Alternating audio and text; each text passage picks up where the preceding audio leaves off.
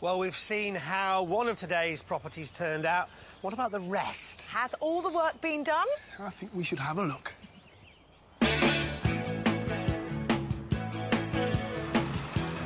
Back to Greater Manchester and the town of Oldham now, where earlier in the show I took a look around this good-sized detached family house, complete with garage, driveway and an overgrown garden. Inside, it was in good shape too, with 3 decent-sized bedrooms upstairs and a nice layout downstairs.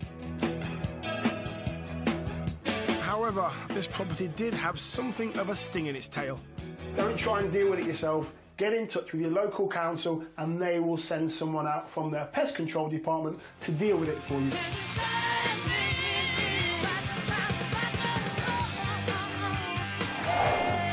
Dentist Sarah managed to buy the property for £80,000, just £5,000 over the guide price, so she certainly wasn't stung.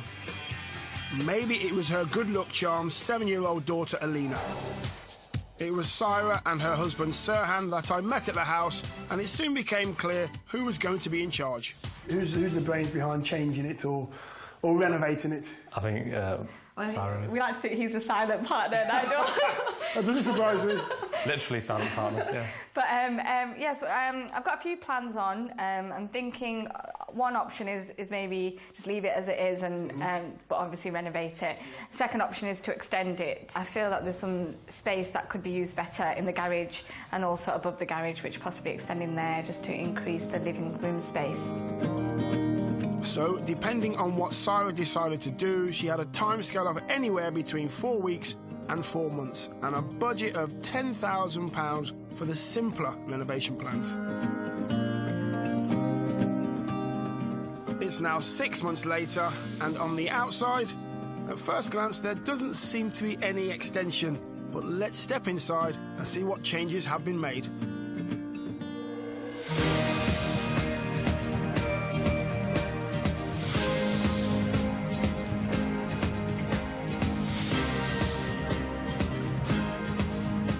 So they plumped for the simple renovation in the end, with replastered walls throughout the property and an elegant colour scheme that is ideal for rental or the sales market.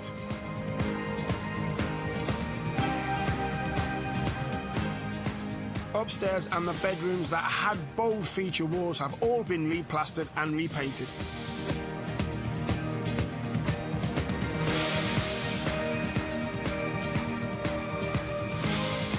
And I'm glad to report that in the brand new bathroom suite, any sign of those nasty pests have buzzed off.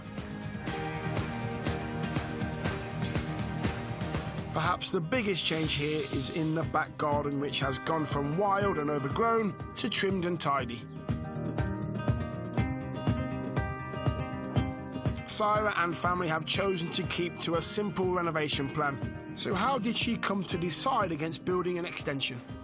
I initially called a few agents round to have a look at the property, and they basically advised me against extending, saying that we would hit the ceiling price for the area. So that's why we were going to extend the garage and make it into a lower floor, but we decided against it because we didn't think that would make any more money on the property, really. A big part of property renovation is doing your research and listening to the experts.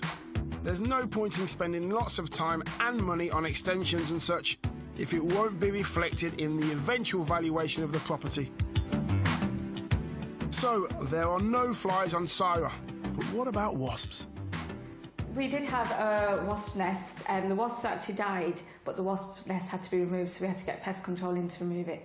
So it was a bit unpleasant to have it around, but other than that, not a problem. I'm glad to hear it. Wasps can present a real hazard.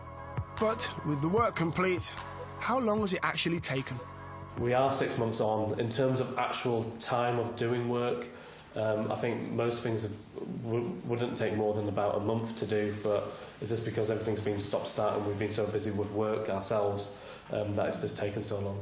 The budget originally was £10,000, and we thought we could possibly convert the garage within that price. However, after getting estimates, it was more like £25,000 to do the conversion and an extension.